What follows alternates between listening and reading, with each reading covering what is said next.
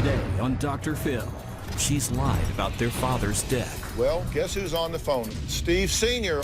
She's altered checks. You added a 9 to the 50. And this makes me want to say, forget it. If you want to get self-righteous and storm off of here, knock yourself out. I don't care. she's got a real attitude. You don't even know what it took to come here. I've seen this act from you about 100 times. Get out of my life.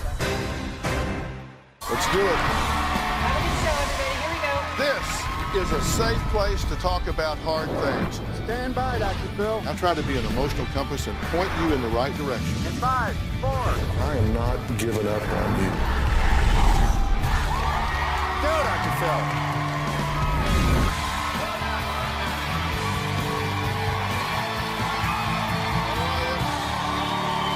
How you doing? Thank you very much. Lisa says that she was lied to by a psychotic sociopath named Sarah. I do believe about 95% of what Sarah says is a lie. Jeff says his family could be in serious danger because of Sarah's lies. I have become afraid for my own family because of the lies Sarah has told. Junior says he had to get a protection order against Sarah last Monday and is pressing charges against her for writing false checks in his name. Sarah wrote bad checks totaling somewhere around $15,000. Steve says he was also lied to by this scam artist, Sarah. I don't feel like the Dr. Phil Show has enough chairs in the audience to seat all the people that Sarah has scammed and lied to. Well, the people you just heard from are all family members of Sarah who say they're ready to completely cut ties with her for good. This is Sarah. She admits to writing bad checks, telling multiple lies, including pretending to be a nurse and posting a picture on Facebook in her Hello Kitty scrubs. She even went as far as faking her own father's death and posting it on Facebook to gain sympathy. Sarah's just a compulsive liar. Her whole life is surrounded around lies, and I don't think she knows any other way. I believe she is a sociopathic liar, and I believe she could be psychotic. Sarah can lie to your face. Sarah's an extreme scam artist, will steal from her family, her grandparents, her best friend, her husband. At one point, she told me that her employer was allowing her to pay bills on his credit card and that he was going to take it out of her check.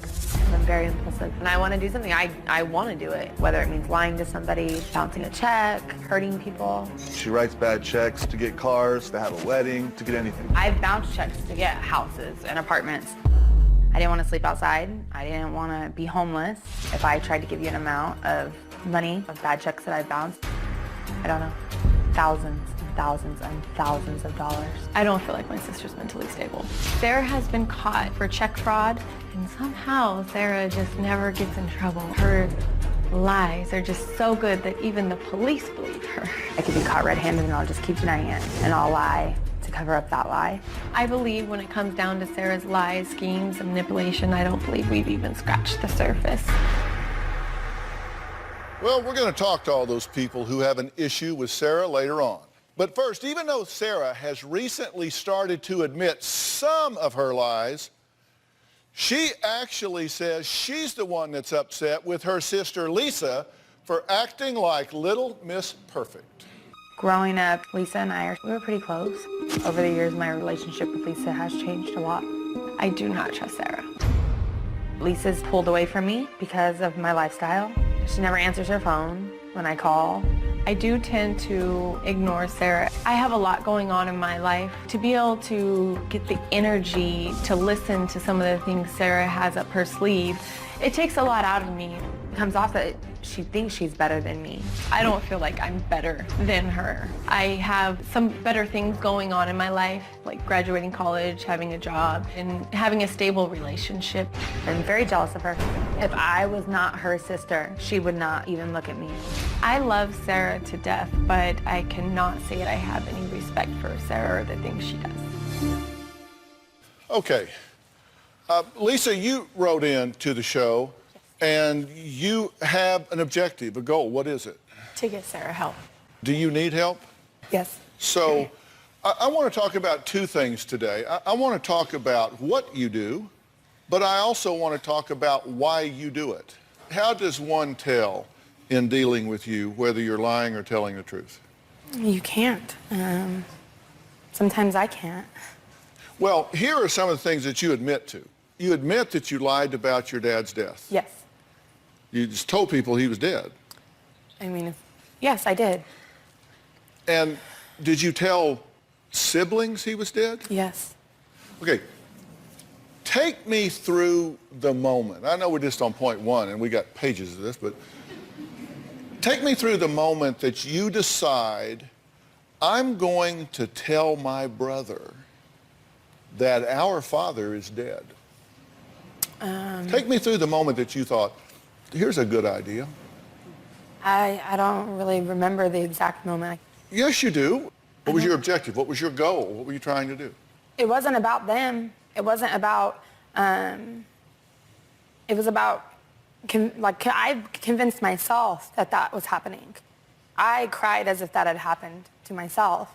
Like, I was feeling... Is this because you're a method actor or you're delusional? No.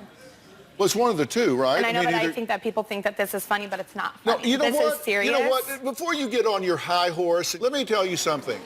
They're thinking, they're laughing about the outrageousness of it. They're not laughing because they think it's funny, because there's not anybody in this room that thinks it's funny for a sibling to tell their brother or sister that their parent has died. Nobody finds humor in that. What they find humor in is the outrageousness of it. And my question to you, you said, I believed it. So that means you are either delusional, you deluded yourself into believing it, or you are a method actor, which many liars are. I'm trying to understand. I forced myself to believe that and feel that so I didn't have to feel what I was feeling. And you didn't care about Lisa or Steve or anybody else? No, I did not. I did not care at that moment. moment. Gotcha. Okay, you lied about your profession, saying you were a nurse. I have lied about my profession. Not I lie about it consistently. I have lied about it. Well, that seems like a distinction without a difference. You mean you're not currently pretending to be a nurse? No. But you have in the past? Yes, when people have said, what do you do for a living? I say, I'm a nurse. You told people that your son was a product of rape? Yes, I have. And your goal and objective? One lie, I always have to tell another lie to cover up another lie, to cover up another lie, to cover up another lie. And that was the end result of that lie. Okay, you forged checks. I've bounced checks in my own name, and I've bounced checks in my husband's name, yes. But you forged checks? Yes, I've forged checks in his name. Okay, you said you came here for help. Yes, I have forged checks in his name, yes. This is the help, because you can't change what you don't acknowledge. You've taken other people's checks and forged the amounts and or signatures and or both in order to get money. Yes. The brother Sarah lied to about their father's death is actually here, and he says that he'll never forgive his sister. We're going to start getting down to the reality of this situation when we come back.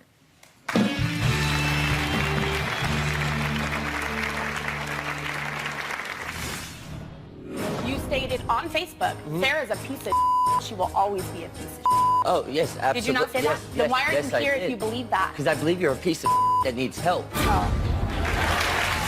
And later, Stephen Jr. went 2 agonizing days believing his father was dead.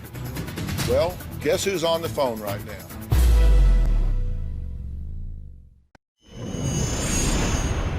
I believe Sarah does suffer from a mental disorder. She will take your money, and Sarah has no remorse. When I get caught, on the outside it looks like I don't have any remorse, but on the inside, I'm a mess. It's so shameful, it's so embarrassing. It's almost like, where do you go? What do you do? Well, Lisa is here, and she says her sister Sarah is a sociopathic liar who she believes is actually psychotic. And Sarah admits she has a problem with telling the truth, but doesn't know how to stop spinning her never-ending web of lies. Now, Sarah's brother Steve says she has been lying since they were children, but recently, he says she crossed the line. Last week, I got a bunch of texts on my phone late at night, and they said 911, call your sister. My father had died. I was completely devastated. I was upset because I didn't get to say goodbye to my father. Stephen was so distraught. I felt just awful for my brother.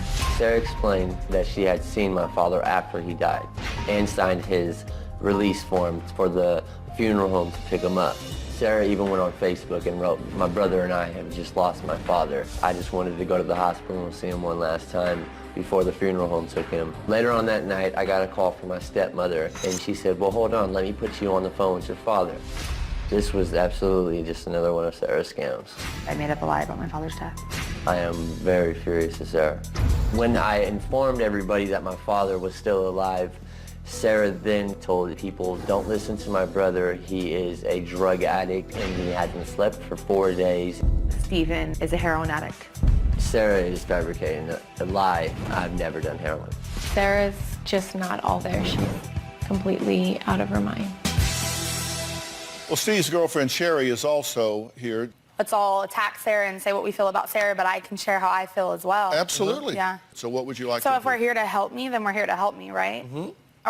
But you're really not here to help me. Oh, I'm pissed off as to That's about fine, why- and I would be pissed off too, and I came here ready to have You people came here for be pity. angry. Yeah, I'm not sorry for I you. came here for pity. Listen, I'm not sorry for Oh, you. I came here. I don't want you to be sorry. Let me for ask me. you a question. Let me explain something to things you that first you've of seen all. me do. So What why are have you you here? seen me do? Can you tell me why you're here? Because I'm here to save your life, Sarah. But 26 You don't minutes realize- before 10:32 last night on Facebook, I I screenshot told you it. you would be dead to me No, if you don't come. you stated on Facebook, Sarah's a piece of She will always be a piece of Oh, yes, absolutely. Did you not say yes, that? Then yes, why are yes, you here I if did. you believe that? Because I believe you're a piece of that needs help. Oh. What am I? Let's get to what I am. I want to know what you Let's are. get to what I am. I have a question for you. You said I have an you believe answer. I'm a heroin addict from things that you've seen me do. Please respond. What have you seen me do? Okay, let me just be What? real clear. Hang on a minute. Let's just be real clear. This is a complete and total manipulation, which is a deflection. We're starting to talk about some things that are really uncomfortable for me, so I need to start a damn fight here. I need to start pointing fingers. I need to get somebody else. Absolutely. Because what has happened is we're now not talking about her. Exactly. Do you think he's earned the right to be a bit upset Yes, with you? absolutely. I think that I'm not discounting that he should be upset, and I'm not discounting that. This is just hard. But He thinks like when he says that I came here for pity, like you don't even know what it took to come here. You have no idea how hard it was to come here. I'm sorry. How long I sat at the airport for and almost didn't get on the plane. I missed my first flight. Do you I wasn't going to come here, and I didn't come here because I was going to be dead to you or I was going to be dead to you. I came here because I don't understand anymore in my own self. And you don't know how that feels. Like, you guys could be angry and sad, but imagine not understanding why you do things. You ask, Sarah, people ask me why. I've seen this act from you before about 100 times. Then get out of my life. I'm sorry. Because I have never absolutely. stepped up I and said, have hey, no I'm problem. sick. I need help. I've never done that. You don't Yes, you have. to, and I'm not angry at you. I'm honestly not angry for the fact that I know that you have psychological issues, and I know when someone is mentally unstable and has some psychological issues that it's not, most of the stuff they're doing, they're not even doing it on purpose. And I'm not angry, I'm sad. I am so sad for you that you have this going on. I am so sad that you can't control and you don't have a normal life. You live this web of lies, and that's all you've ever lived, is lies after lie after lie. I want to talk about what it is that got you so upset. And I have an email exchange here between the two of you. Mm-hmm. And I'm going to begin it where you say, you will never know what you put me through, and for that I will never forgive you, Sarah. Mm-hmm. Right? Now, this is when she has told you that your father died. Mm-hmm. Now, when you were informed that your father died, how did you feel? I just broke down in tears. I couldn't take it. It devastated me. You say, Stephen, I'm going to bed. You should do the same. I don't understand why you're having such a hard time accepting this. To which you say, because you can't offer me one shred of evidence, and everything you've said can't be verified. Stephen, I'm in the same boat as you.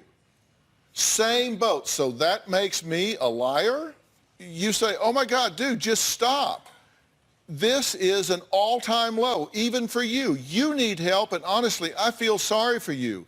You felt the need to do all of this? I really do. You will never know what you put me through, and for that, I will never forgive you. Where do you come up with this stuff? Then there's this insertion, she said you were in denial. Who are you talking about? I don't She was referring to my mother. Yeah. I told a lie, got caught, he knows the truth, but I'm sticking with it. You're in denial. Accept it. He's dead. Mm-hmm. He's dead. He's dead. He's dead. Stay with it, right? Mm-hmm. Well, guess who's on the phone right now? Steve Sr., are you dead? No, not yet. And later, what you did here was you went and added a 9 to the 50 so you could scam $900.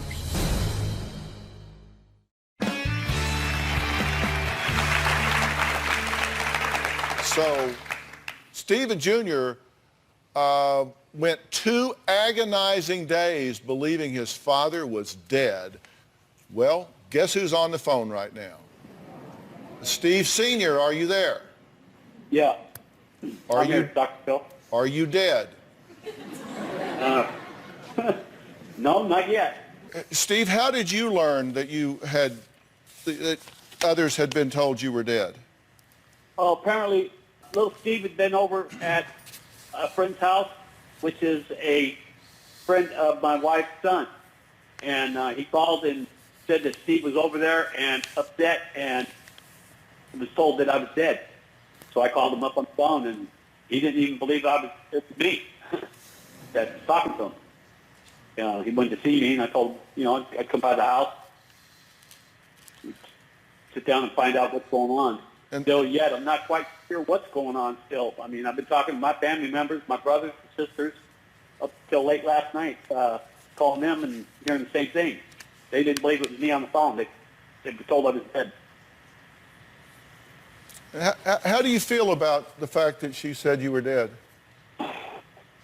Dr. Phil, that's kind of a hard one to answer because, I mean, my heart first out to, a lot of my fans, but it goes out to Steve first because, I talked to him, I've seen him, I heard him, I've seen the pain he was in, and for her to put him through that and keep it up and go into full details about how to keep my body and I was at the mortuary and being cremated, weighed 90 pounds. I died on the couch at some guy's house. She just kept the story going and going, and No, I didn't. What did I say? As you're talking, she's denying part of this. Did you say he was in the mortuary? I said he was in the morgue, but I never said that I seen his body. Okay, did you say that he was cremated? No, I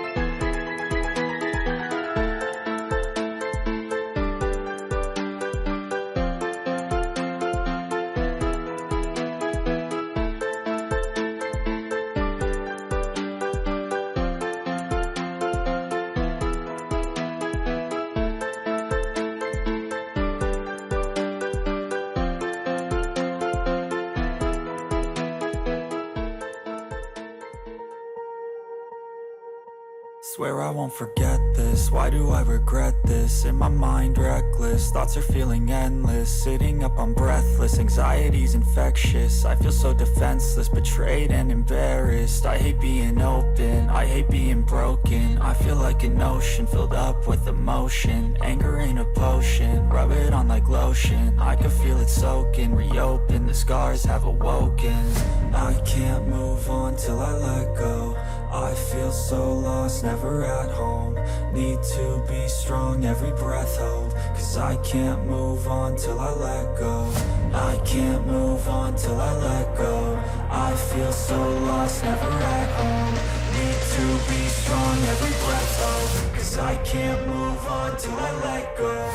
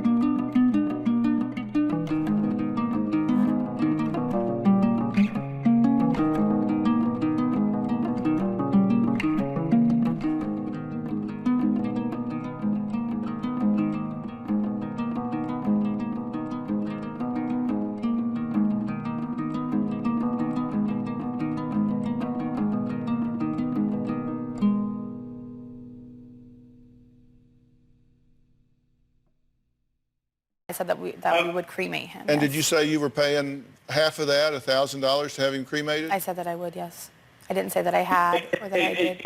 And I didn't say that he died on the couch. I never said She that. also said to other people that no, I wasn't cremated yet because only half was paid, and she had to come up with the I other did half. not say half was paid. I said that nothing had been paid. That's what I said. But you needed the money to pay because they wouldn't let you see our father's I didn't body. ask for money. I said that I was you coming up didn't? with money. Who did I ask for money from? Well, my mother told me that you already received money from a friend. No, I did not. Call Mom right now. No, I did not. Okay. You did say he was dead, and you told your brother. Why? I said I want to talk about what you did and why. What you did was tell your brother that his father was dead and put him through one of the most agonizing things we go through in life that he's now going to have to go through again if he outlives his father. So he gets to do that twice, thank you. Now, why did you do that? I don't know why I did it. Well, just if you did know why. At the time, I wanted to. It wasn't about anybody else. It was about me. Okay, selfishly about me. Okay, but tell me. And tell me how it's about you to tell him that his father's dead and put him through that. I don't know shocking why. grief. If I knew why, I wouldn't be here. That's why I'm here. I don't know why.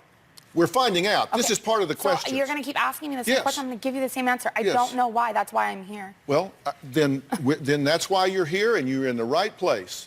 You had a reason. You picked up the phone and delivered this message rather than picking up the phone and ordering a pizza or picking up the phone and calling a friend. You picked up the phone and delivered the message that your father was dead. Don't tell me you don't know why, because you do. No, I don't. So this was just a random act. It could have been, you just picked up the phone and just erped it up. You had no idea that you were getting ready to do that. It just, this, my father's dead. You just said that it was no premeditation. You didn't know when you dialed that phone what you were going to say. No, I knew what I was going to say when I dialed the phone. I don't know why that lie. Well, what is it you were trying to deflect from or get away from? I was in pain. I was in pain. Okay, and what was your pain about? My marriage was ending. My husband wasn't home. It was like 3 a.m. He hadn't been home in days, and I was alone. Okay, so you see, I kept asking you 5 or 6 times, and you do have an answer. You have an answer. You said, I did it because I was in pain, my marriage was falling apart, I was feeling lonely, and I just did this. I know that at that moment I wanted to stop feeling what was really happening And like dealing with something that's not real, it still hurts, but it's easier to deal with than it's real. So you thought it was easy to escape into a fantasy than deal with the reality? Yeah, it is. For me, it is. It is easier for me. Okay, that's helpful to me. That's informative to me. I put that on my list. So you remember that forged check we talked about? Well, we're going to take a closer look at it because the man who owns the account is here. In fact, it's Sarah's third husband. He found out the truth about his wife when the cops busted down their door with guns drawn, pointed right at him. We'll be right back.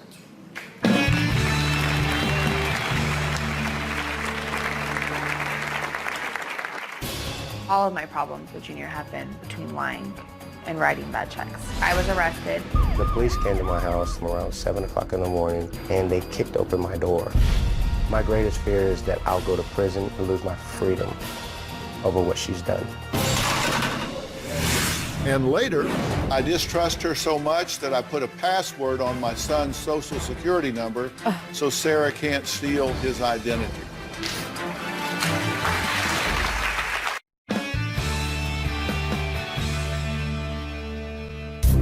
Sarah is 27 years old and has been married 3 times.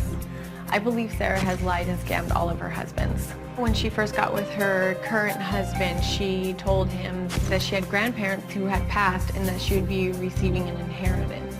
Our grandparents are alive and well. It actually ashames me to see what Sarah's doing to everybody. Well, Sarah has already been through 2 failed marriages. Now, husband number 3 says he doesn't understand what he did to deserve a wife like Sarah. Take a look. Sarah is very much a compulsive liar. All of my problems with Junior have been between lying and writing bad checks.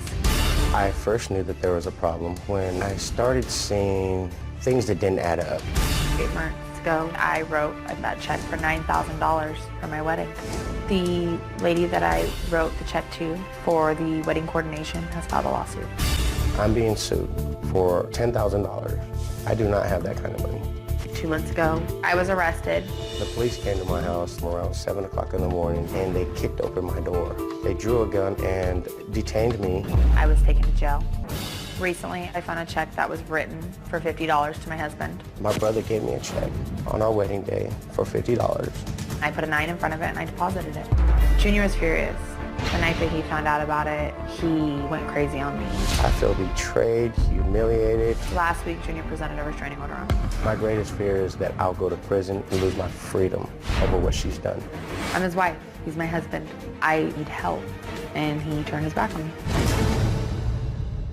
Well, Sarah's third and current husband, Junior, is going to join us via Polycom. Junior, she actually robbed your bank in this situation, right? She took a check and forged it.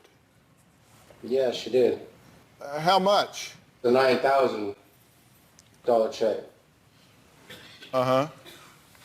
Yeah, that's the first instance of when I found out that she was writing bad checks. Okay, and that was for the wedding, correct?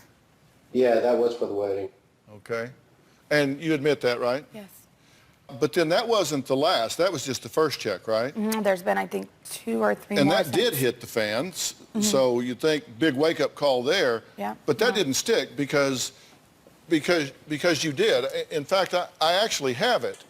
There is this check that was, Junior, this was for $50, correct? Yes. Yes, sir, it was. Yeah, this was a wedding gift check, and what you did here was you went and added a 9 to the 50 so you could scam $900, right? Yes. And did you deposit it or cash it? What did you do with it? I deposited it. You deposited it, and it got actually added to your account, right? Yes. So they missed the fact that it said $50 here. They just read the number up there, $900, and so you, at that point, had stolen $900. Yes. And this was from someone that gave you a gift. Yes. So someone gives you a gift, and rather than a thank you note, you steal $900 from them. Yes, that's what I did. I've been doing this for so long. I can't remember when I haven't been like this. I didn't just wake up one day and say, oh, I'm going to go bounce checks and do check fraud. Oh, I'm going to hurt my husband. I'm going to break my sister's heart. I'm going to bring my brother to his knees. I didn't wake up one day and just say, like, this sounds like a good idea. Let's do it. This has been progressive and progressive. And I can remember lying about serious things as early as like 7 years old. Okay? That's how long ago I can remember. Yeah, but you didn't wake up one day and say don't. Either, no, did I you? didn't, because it's like one lie after another.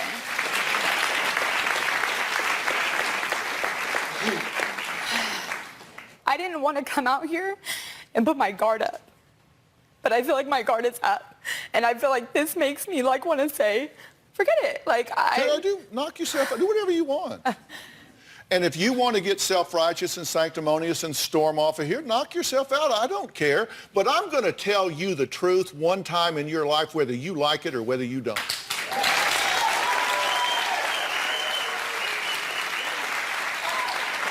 And, you know, you can play the, oh, I'm just getting humiliated. You humiliate yourself with your conduct. You do that to you. They don't do it to you. I don't do it to you. They are humiliating me or that you are humiliating me. I said I was prepared for this. I was prepared to be humiliated.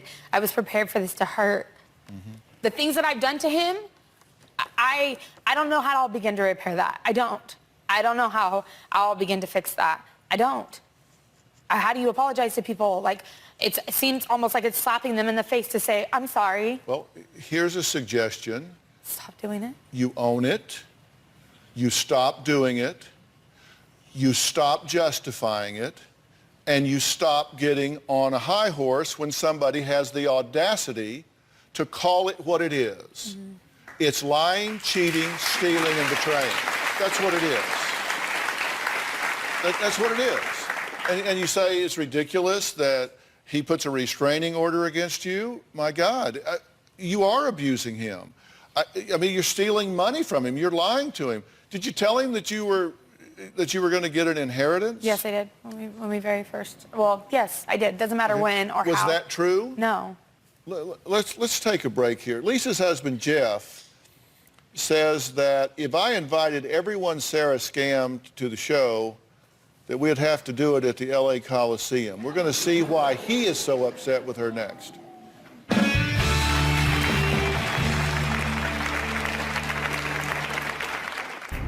I have become afraid for my own family because of the lies Sarah has told. I've never done anything to show that I can't be trusted with my nieces and nephews.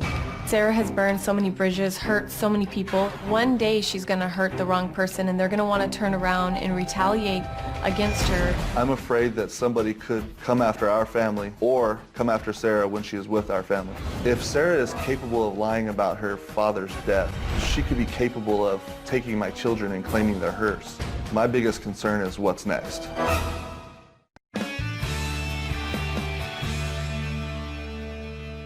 Well, Lisa's husband, Jeff, is so fed up that he has banned his sister-in-law from their home. You've been listening to all of this.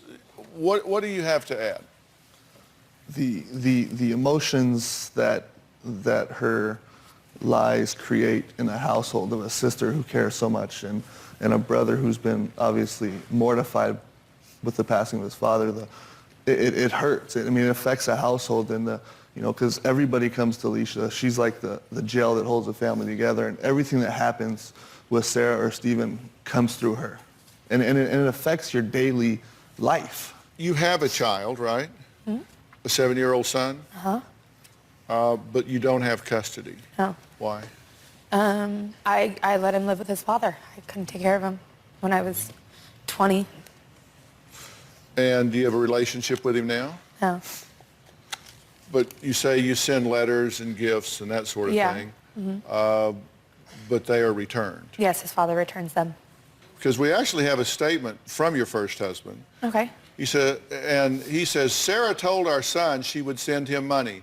She never sent him a card or a letter. I would absolutely allow letters and packages to get to him. She doesn't send any. I distrust her so much that I put a password on my son's social security number so Sarah can't steal his identity. So your first husband says, well, he's worried about you stealing your son's identity. He says you protected his password. Okay, well... His social security number with a password. Okay, well, I don't know why. I wouldn't do that. Whose identity have I ever stolen? Well, let's talk to Sherry. I'm sorry, did he... How did I steal your identity? My Sprint account, I deactivated a phone I let her use when I moved in with her because she was nice. I thought you were normal. And then it turns out I meet your brother, and your brother tells me that you scam people. Well, I go to turn off the cell phone. That day I turn it off, you called Sprint pretending to be me. I did. I've never met anyone like you in my life. So basically, I'm in the hole almost $2,000. That's identity theft. Yes, okay. Right, well, you've got to start telling yourself the truth. When I think of identity theft, I think of like using someone's social and going in and becoming them and doing these things. That's the way that I've reasoned with it. Isn't that what you did with her? I mean, it's clear identity theft. Yeah, that's what I did. All right, we're going to take a break. We're going to find out what Sarah says happened in her past that could be a trigger for this kind of behavior. We're going to talk about why people lie when they lie. We'll be right back.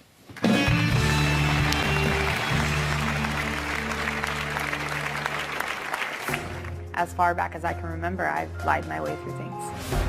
This is just hard. It's scary when you don't know why you do the things you do. Like, you can't stop it. Like, in order to stop it, I would have to figure out what started it. I feel like I had a very traumatic childhood. I was put in foster care. Foster care was a horrible experience for me. I feel like what I experienced growing up impacted my life greatly. I feel like what I need is help.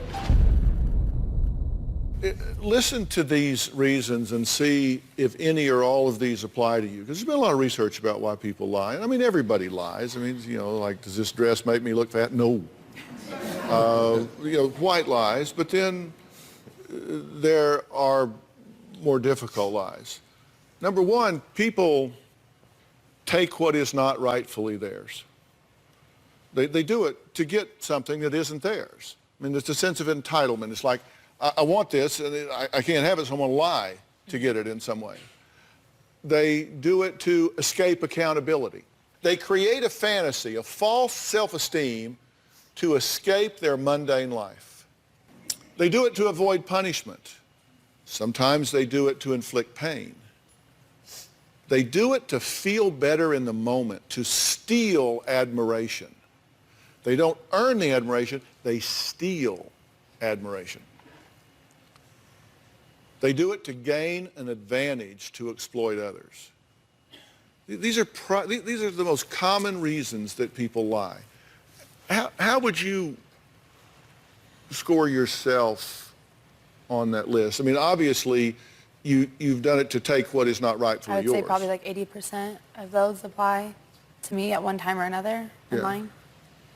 I don't do it to inflict pain because I actually don't intentionally want to hurt anybody. That's kind of like the weird thing about it. Like, I don't want to hurt anybody. It's just like it happens and then I can't. Do you think you lack empathy? Yeah, I think, yeah. What do you say to yourself about what's got to happen for you to stop this? I don't know, like when people say you need help, I don't know what kind of help. Like, they keep, the whole time coming here, I kept being asked the same question. If you have one question for you, what would it be? What would it be? And then the more that I kept talking to the producers and doing my interviews, like, now I kind of wonder if it's like if I'm fixable. I've been doing this for so long, like at least 20 years I've been doing this, so I don't know. Lying, the common element is escape. And so you got to decide, I don't want to escape. I don't want to escape. I want to stop and deal with it. You know, I heard your brother say something to you at the break. Nobody else heard it, but you heard it. After everything you've done to him, all the pain you've inflicted on him, after all of his text messages saying that he'll never forgive you, what did he say to you at the break? He said that it took a lot of courage for me to come here, and he knows that. No, that isn't exactly what he said. He said it takes a lot of courage to come here, and I really respect you for that. Yes, that's the gist of it, was that he knew that it took a lot of courage. He respected you for being accountable.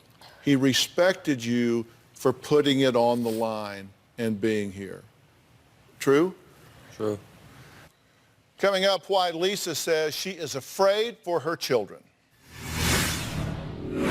You can cry, but I don't think you can even begin to feel the pain or the emotions that you've inflicted on your family.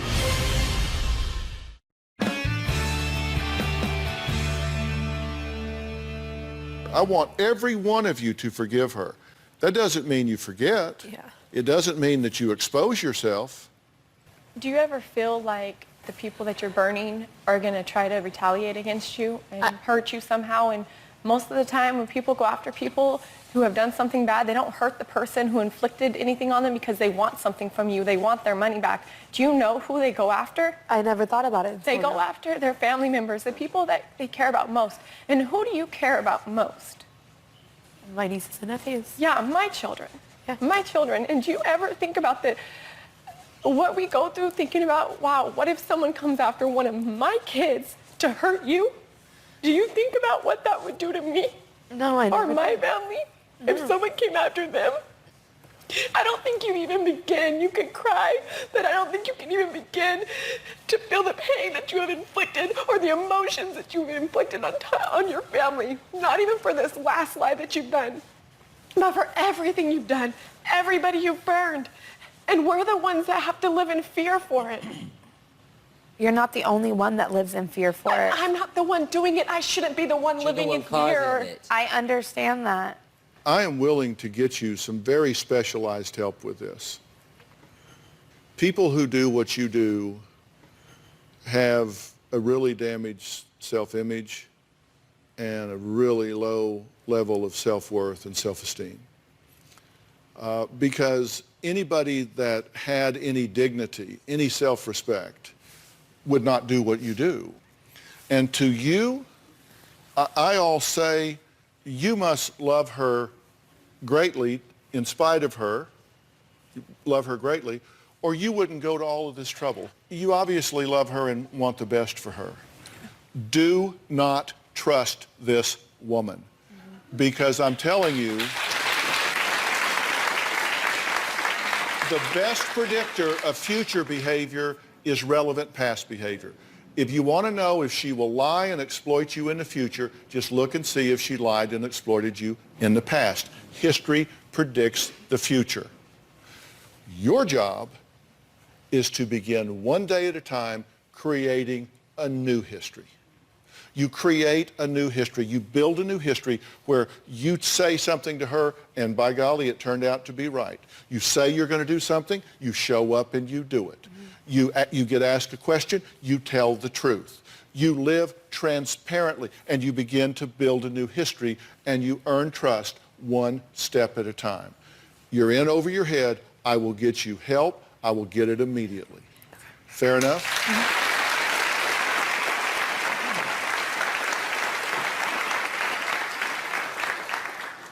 Like your brother, I am very proud that you came here and did this today. This is a giant first step. And I will get you the help right away.